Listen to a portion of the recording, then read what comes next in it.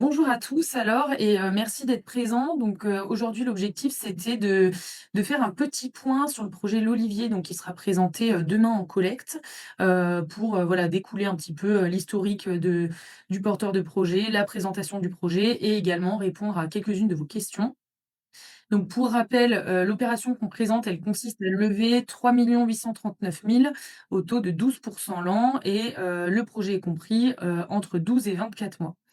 Donc globalement, le projet vise à transformer un domaine agricole à Génicourt, en un ensemble de 31 logements répartis sur 5 bâtiments et on a déjà un niveau de précommercialisation assez avancé et on ira dans le détail, du projet un petit peu plus tard. Mais pour commencer, est-ce que Christian, vous pourriez, vous présenter Dom Habitat et voilà, rappeler votre expérience, sur ce type d'opération?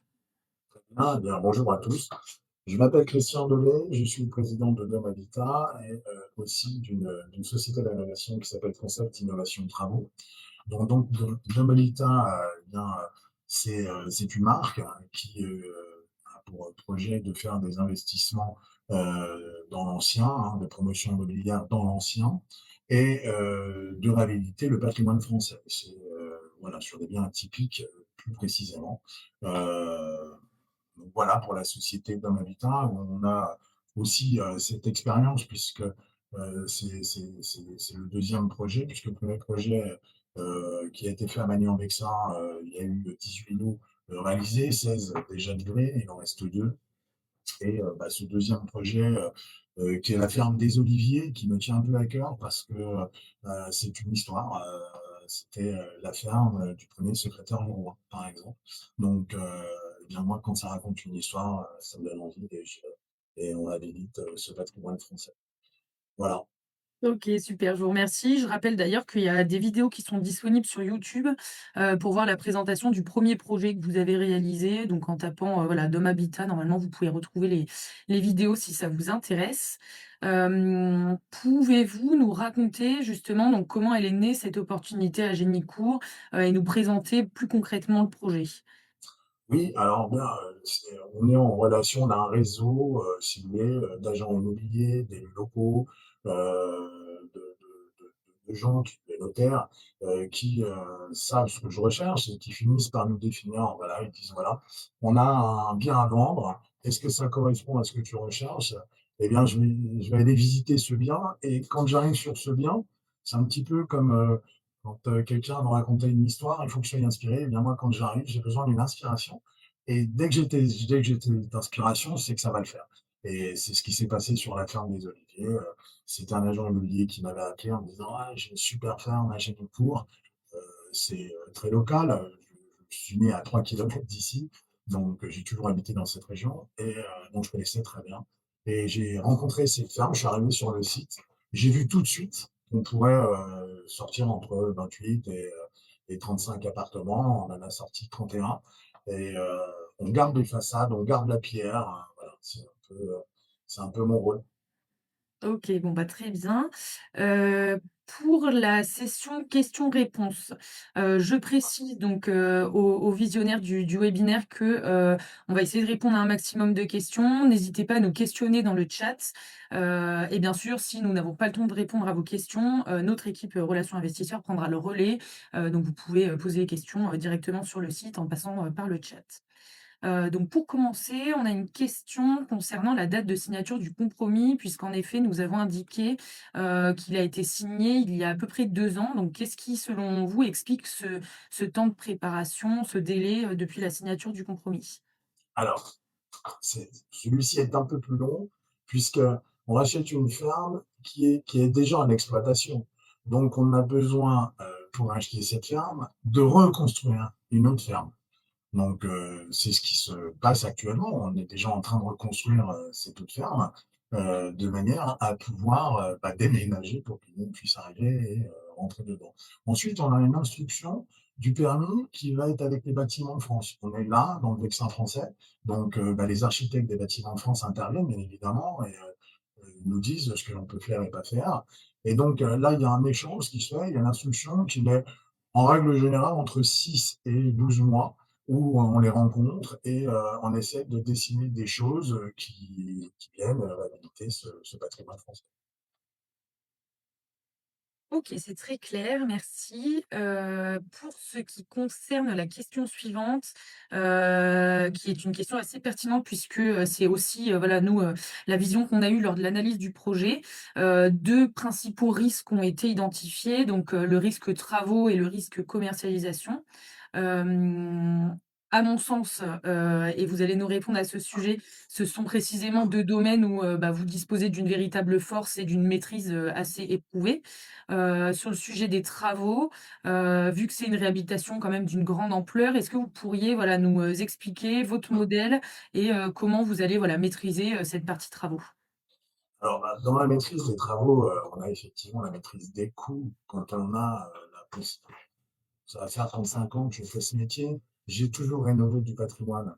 Je dis souvent, ma vie s'est arrêtée avant la guerre, la deuxième guerre mondiale, parce que je sais bien évidemment certainement faire du neuf, mais c'est pas ma spécialité. Ma spécialité est uniquement la rénovation de maisons en pierre, par exemple, dans le patrimoine français. Donc je maîtrise ces coûts, d'accord, d'achat, mais je maîtrise aussi toute la technique. Donc, je pourrais savoir exactement comment ça a été fabriqué, s'il y a des fondations, s'il n'y en a pas, si les murs ont été posés d'une manière ou d'une autre. Dès que je vais arriver sur un site, effectivement, je vais comprendre comment elle a été fabriquée. Voilà. On rappelle, voilà, que c'est donc votre entreprise de travaux qui va faire les travaux, mais que ça va être phasé en 2 temps. Mm. Est-ce que vous pouvez nous en dire un peu plus justement sur cette stratégie de phasage, qui vous permet d'abord de travailler les parties communes et la division et ensuite de réaliser le reste avec les acquéreurs? Tout à fait, donc ça se présente effectivement en 2 temps. On va faire ce qu'on appelle toutes les VRD, diviser les lots pour qu'on ait des lots à rénover. Dans ces cas-là, on va pouvoir vendre, un lot à rénover. Demain, vous achetez une petite maison chez nous ou un appartement, les travaux intérieurs ne seront pas encore réalisés. Vous allez acheter, donc ce lot et ensuite ma deuxième société qui s'appelle Concept Innovation Travaux, qui est inscrite au RGE, donc dans le respect énergétique, va pouvoir, d'ailleurs c'est indissociable, va réaliser des travaux intérieurs, vous donner la possibilité dans l'ancien d'avoir l'isolation d'aujourd'hui, puisqu'on va sortir des lots qui vont être catégorisés en B, d'accord, sur la lettre B, et on va pouvoir venir intervenir à l'intérieur avec concept innovation de travaux et vous mettre la fibre, enfin tout ce qu'on a besoin aujourd'hui pour pouvoir vivre. OK, très bien, merci.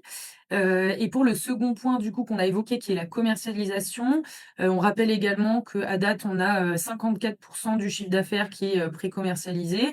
C'est un signal, très positif à ce stade. Selon vous, qu'est-ce qui explique la dynamique commerciale, que ce soit, voilà, en termes de positionnement prix ou d'attractivité du produit pour les acquéreurs? Alors, il y a plusieurs choses. On est là situé, à vol d'oiseau à 2 kilomètres d'un des plus gros hôpitaux de la région, qui s'appelle, l'hôpital de Pontoise, hein, et puis on a une clinique qui est encore plus proche, qui est à 1 kilomètre, qui est la clinique Sainte-Marie.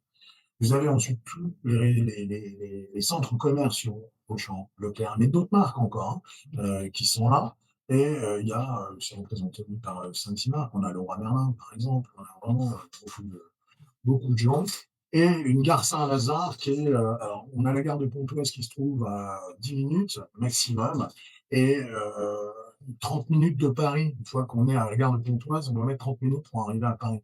Donc c'est vraiment très, très bien situé et rappelons-le, c'est la première ville, lorsqu'on quitte l'agglomération, c'est la première ville du Vexin français. Donc c'est cet avantage, c'est d'être à la ville, en même temps, tout de suite, avec déjà des murs en pierre, et des grands espaces, où on a des fermes encore à côté qui existent. Il y a des produits à la ferme, hein, qu'on peut acheter dans les fermes. Voilà. Complètement, oui. Puis on a aussi, voilà, un secteur qui est, on va dire, assez tendu. On l'a noté dans la fiche projet. Vous avez également le soutien, voilà, de la mairie, dans le cadre de ce projet puisque, ça empêche entre autres la fermeture d'une école, Et oui, et oui. Il était prévu, la fermeture d'une classe et grâce à ce projet, le maire en est d'ailleurs très content. Grâce à ce projet, bah, cette classe ne fermera pas. Mmh. Très bien. Dernière question pour le moment, est-ce que vous pourriez nous rappeler un peu, le planning prévisionnel, donc le déroulé des travaux, le calendrier des ventes selon vous, voilà l'horizon des premiers remboursements, grâce à cette pré-commercialisation?